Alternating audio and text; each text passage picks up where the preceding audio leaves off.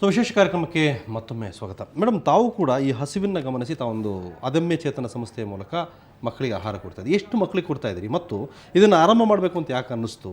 ಆರಂಭ ಮಾಡಿದ ನಂತರ ಅದೇನು ಸುಗಮವಾಗಿ ಸಾಗ್ತಾ ಇದೆಯಾ? ಸವಾಲುಗಳೇನಿಲ್ವ ನಿಮಗೆ?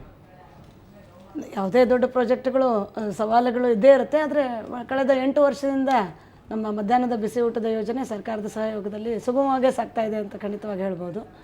ನಂತರ ನಾವು ಒಂದು ದೊಡ್ಡ ಪ್ರಯೋಗ ಅಂದರೆ ಶಾಲಾ ದತ್ತು ಯೋಜನೆ ಮತ್ತು ಆಟ ಪಾಠ ಅಂತ ಒಂದು ಯೋಜನೆ ಮಾಡಿದ್ವಿ. ಅಂದರೆ ಶಾಲೆಯಲ್ಲಿ ಮಕ್ಕಳಿಗೆ ಅನೌಪಚಾರಿಕ ಮಾಧ್ಯಮದಿಂದ ಪಾಠ ಹೇಳ್ಕೊಡೋದು ಅಂತ. ಹೇಗಾದರೂ ಅವರ ಟೀಚರ್ಸ್ ರೆಗ್ಯುಲರ್ ಪಾಠ ಹೇಳ್ಕೊಡ್ತಿರ್ತಾರೆ, ಟೆಕ್ಸ್ಟ್ ಬುಕ್ ಇದೆ, ಸಿಲೆಬಸ್ ಇದೆ, ಆದರೆ ಅದಕ್ಕೆ ಮನೆಯಲ್ಲಿ ಆ ಒಂದು ಪ್ರೋತ್ಸಾಹ ಸಿಗಲ್ಲ. ಅದಕ್ಕೆ ಹೊಸತನವನ್ನು ತರ್ಬೋದಾ, ಇನ್ನೂ ಇಂಟ್ರೆಸ್ಟಿಂಗ್ ಆಗಿ ಮಾಡ್ಬೋದಾ ಅಂತ ಪ್ರಾರಂಭ ಆಯಿತು. ಆವಾಗ ನಮಗೆ ಗಮನಕ್ಕೆ ಬಂದಿದ್ದು ಮಧ್ಯಾಹ್ನದ ನಂತರ ಏನೂ ಮಾಡೋಕ್ಕಾಗಲ್ಲ ಶಾಲೆಗಳಲ್ಲಿ ಅಂತ. ಶಾಲೆ ಬಿಟ್ಟ ಮೇಲೂ ಮಕ್ಕಳು ಒಂಥರ ಅಂದರೆ ಆ ಒಂದು ಮಕ್ಕಳಲ್ಲಿ ಇರಬೇಕಾಗಿರೋ ಉತ್ಸಾಹ ಇಲ್ಲ ಅನ್ನೋದು. ಮೂಲಭೂತ ಸೌಕರ್ಯಗಳಿಲ್ಲ, ಅದಿಲ್ಲ ಇದಿಲ್ಲ ಅನ್ನೋದಕ್ಕಿಂತ ಹೆಚ್ಚಾಗಿ ಇಲ್ಲದೇ ಇರೋದು ನಮ್ಮ ಭಾಳ ಗಮನಕ್ಕೆ ಬಂದಿರೋದು ಮಧ್ಯಾಹ್ನದ ಊಟ. ಎಷ್ಟೋ ಕಡೆ ನನಗೆ ಭಾಳ ಸಂತೋಷ ಅನಿಸುತ್ತೆ, ನಮ್ಮ ಶಿಕ್ಷಕರು, ಶಾಲಾ ಶಿಕ್ಷಕರು, ಸರ್ಕಾರಿ ಶಾಲೆಯ ಟೀಚರ್ಸ್ ಹೆಚ್ಚು ಊಟವನ್ನು ತೆಗೆದುಕೊಂಡು ಬರ್ತಾಯಿದ್ರು. ಅಂದರೆ ಅವ್ರು 2 ಚಪಾತಿ ತಿಂದರೆ ಒಂದು 10 ಚಪಾತಿಯನ್ನು ಪ್ರತಿದಿನ ತೊಗೊಂಡು ಬರೋರು. ನಮ್ಮ ಇವರು ವಾಲಂಟಿಯರ್ಸ್ ಹೋದಾಗ ಹೇಳ್ತಾಯಿದ್ರು, ಇಲ್ಲ ಕೆಲವೊಂದು ಮಕ್ಕಳು ಹಾಗೆ ಬರ್ತಾರೆ, ಇಲ್ಲ ಡಬ್ಬ ಹಳಸಿರುತ್ತೆ, ಅದಕ್ಕೆ ನಾವು ಜಾಸ್ತಿ ತೊಗೊಂಡು ಬರ್ತೀವಿ ಅಂತ. ಆ ಥರದ ಒಂದು ಇದೆ.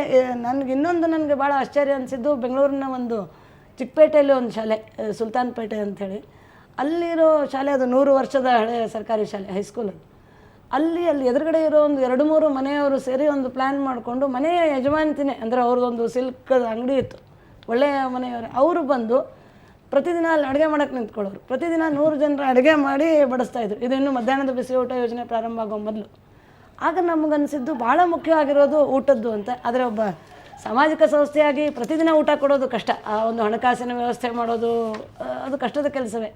ಆಗ ಸರ್ಕಾರ ಮಧ್ಯಾಹ್ನದ ಬಿಸಿ ಊಟ 2003ರಲ್ಲಿ ಪ್ರಾರಂಭ ಮಾಡಿದ್ದಾಗ ನಾವು ಅದರಲ್ಲಿ ಭಾಗಿಯಾದ್ವಿ. ಪ್ರಾರಂಭದಲ್ಲಿ 10,000 ಮಕ್ಕಳು ಅಂತ ಪ್ರಾರಂಭ ಆಗಿದ್ದು. ಈಗ ನಾವು ಬೆಂಗಳೂರು, ಹುಬ್ಬಳ್ಳಿ ಮತ್ತು ಗುಲ್ಬರ್ಗ ಅಂದರೆ ಕರ್ನಾಟಕದಲ್ಲಿ 3 ಕೇಂದ್ರ ಮತ್ತು ರಾಜಸ್ಥಾನದ ಜೋಧ್ಪುರ್ನಲ್ಲಿ 1 ಕೇಂದ್ರ, ಒಟ್ಟು 2,27,000 ಮಕ್ಕಳಿಗೆ ಊಟ ಕೊಡ್ತಾರೆ. ಅದ್ರ ಜೊತೆಗೆ ಸರ್ಕಾರದಲ್ಲಿ ಬಹುಶಃ ಸ್ವಾತಂತ್ರ್ಯ ನಂತರ ಸುಮಾರು ಒಂದು 50 ಯೋಜನೆಗಳು ಬಂದು ಭಾರತದಲ್ಲಿ.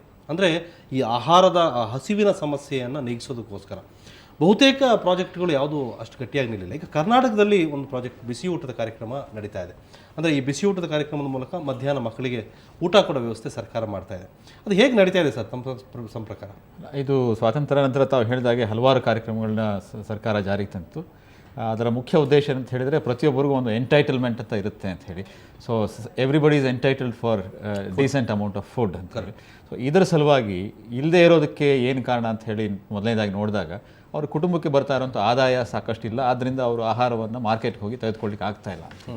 ಆ ದೃಷ್ಟಿಯಿಂದ ರೈತರಿಂದ ಉತ್ಪನ್ನ ಆಗುವಂಥ ಆಹಾರ ಧಾನ್ಯವನ್ನು ಶೇಖರಿಸಿ ಅದನ್ನು ಒಂದು ಪಬ್ಲಿಕ್ ಡಿಸ್ಟ್ರಿಬ್ಯೂಷನ್ ಸಿಸ್ಟಮ್ ಅಂತ ಹೇಳಿ ಒಂದಕ್ಕೆ ವ್ಯವಸ್ಥೆ ಮಾಡಿಕೊಂಡು ಅದನ್ನು ಆ ಮೂಲಕ ಎಲ್ಲರಿಗೂ ಒಂದು ಎಂಟೈಟಲ್ಮೆಂಟ್ ಥರ ಪ್ರತಿ ತಿಂಗಳಿಗೂ ಒಂದು ಕುಟುಂಬಕ್ಕೆ ಇಷ್ಟು ಅಂತ ಹೇಳಿ ಆಹಾರ ಧಾನ್ಯಗಳು ಹಂಚುವಂಥ ಕಾರ್ಯಕ್ರಮವನ್ನು ಭಾರತ ಸರ್ಕಾರ, ಕರ್ನಾಟಕ ಸರ್ಕಾರಗಳು ಮಾಡ್ತಾ ಇದ್ದಾವೆ. ಬಹುಶಃ ತಮಗೆ ನೆನಪಿರಬಹುದು, ತಮಿಳುನಾಡು ರಾಜ್ಯದಲ್ಲಿ ಮುಂಚಿತವಾಗಿಯೇ ಪ್ರಾರಂಭವಾಗಿತ್ತು. ಬಹುಶಃ ಆ ರೀತಿ ನೋಡ್ತು ಅಂತ ಹೇಳಿದರೆ that it is a precursor to this kind of program.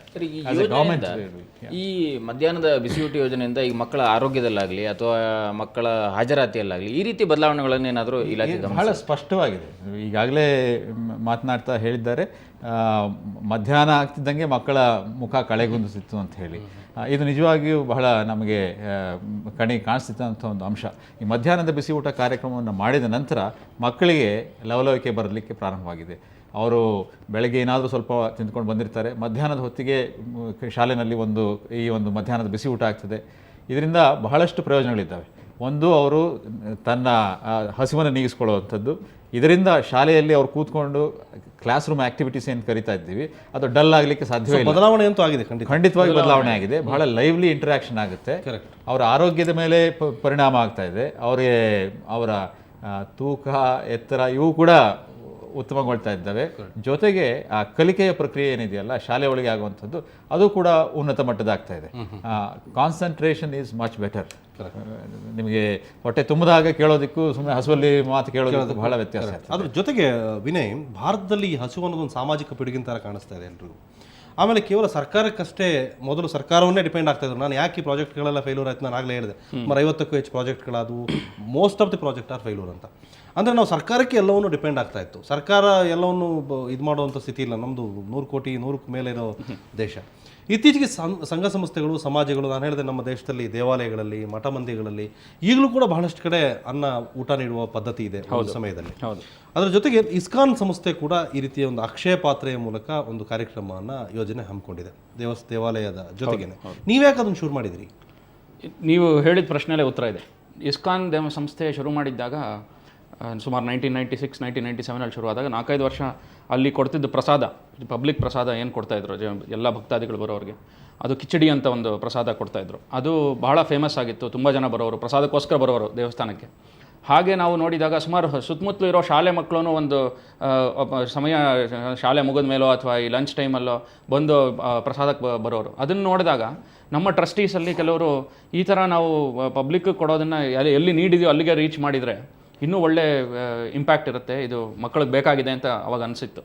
ಆವಾಗ ಶುರು ಮಾಡಿದಾಗ 2000ನೇ ಇಸವಿಲಿ 5 ಮಕ್ಕಳು, 5 ಶಾಲೆಗಳು, 1500 ಮಕ್ಕಳು ಒಂದು ಪೈಲಟ್ ಎಕ್ಸ್ಪೆರಿಮೆಂಟ್ ಥರ ಮಾಡಿದ್ವಿ ನಾವು. ಅದೇ ಪ್ರಸಾದವನ್ನು ತೊಗೊಂಡು ಹೋಗಿ ದಿನ ಆ ಶಾಲೆಗಳಿಗೆ ಕೊಡ್ತಾಯಿದ್ವಿ. ಒಂದು 10 ದಿನ ನಾವು ಕೊಟ್ವಿ ಈ ಕಿಚಡಿ ಪ್ರಸಾದವನ್ನು. 11ನೇ ದಿನದ ಬೇಡ ಅಂತ ಹೇಳ್ಬಿಟ್ರು. ಯಾಕೆಂದರೆ ನಾವು ಅದೇ ಊಟ ಕೊಡ್ತಾಯಿದ್ದೀವಿ ಅಂತ. ನಮಗೆ ಅವಾಗ ಗೊತ್ತಾಯಿತು, ಇದು ನೆಸೆಸಿಟಿ ಡೆಫಿನೆಟ್ಲಿ ಇದೆ ಅಂತ.